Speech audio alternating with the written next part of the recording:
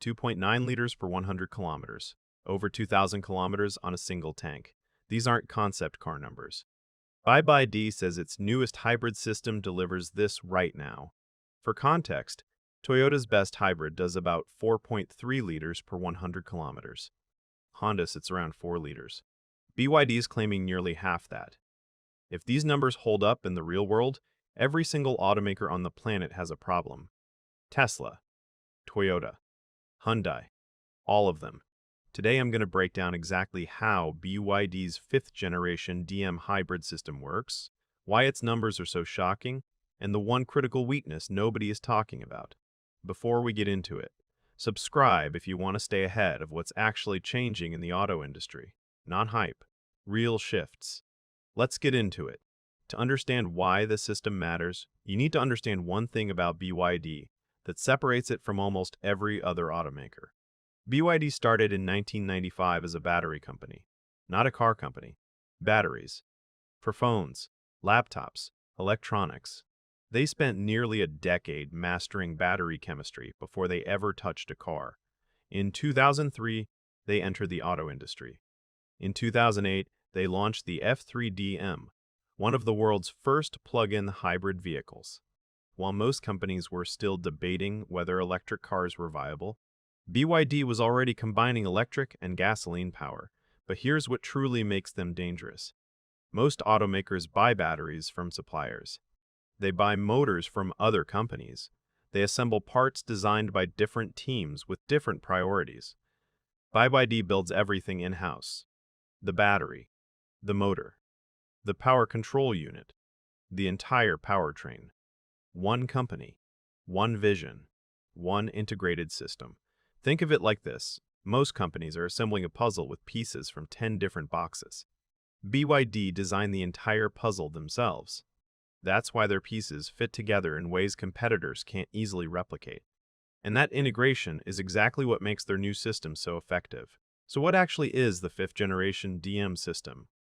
DM stands for dual mode. BYD offers 2 versions. DMI, which is tuned for maximum fuel efficiency, and DMP, which is tuned for performance.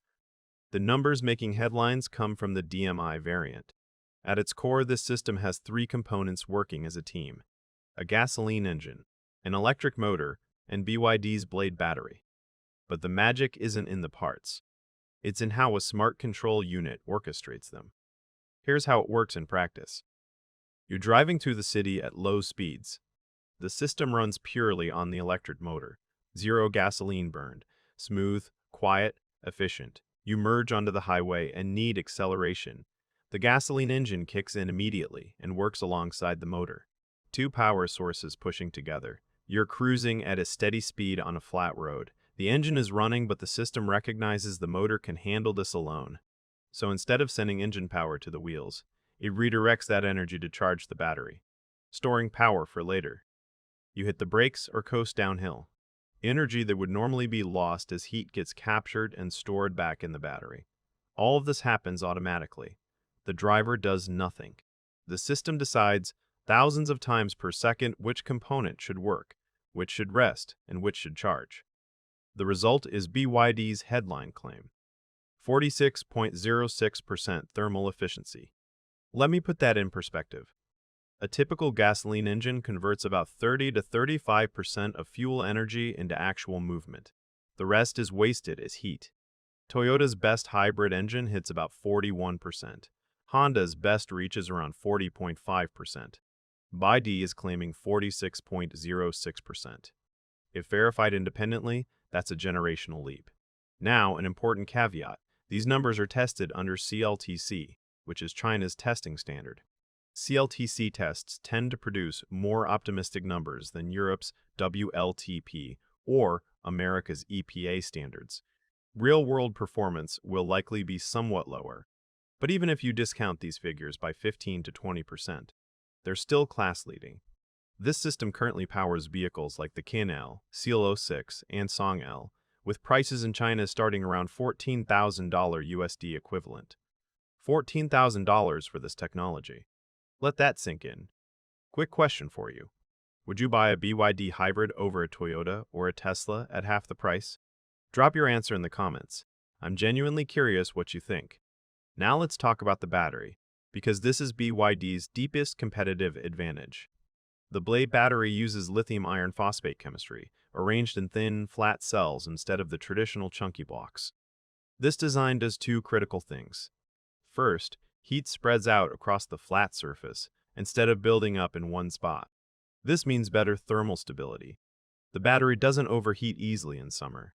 It doesn't lose capacity dramatically in winter. Performance stays consistent. Second, the flat design is structurally strong. BYD demonstrated this by driving a nail through the battery cell. No fire, no explosion. Traditional lithium batteries often failed this test catastrophically. But here's the strategic point. Because BYD manufactures this battery themselves, they control the cost. They don't pay a supplier margin. They don't negotiate external contracts. They set the price.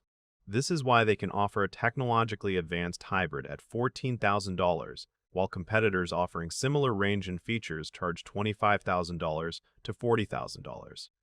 The battery isn't just a component, it's BYD's economic weapon. So who exactly should be worried? Let's start with Tesla. Tesla builds excellent electric vehicles, but Tesla has no hybrid option. Their entire strategy bets on the world going fully electric. The problem is that most of the world isn't there yet.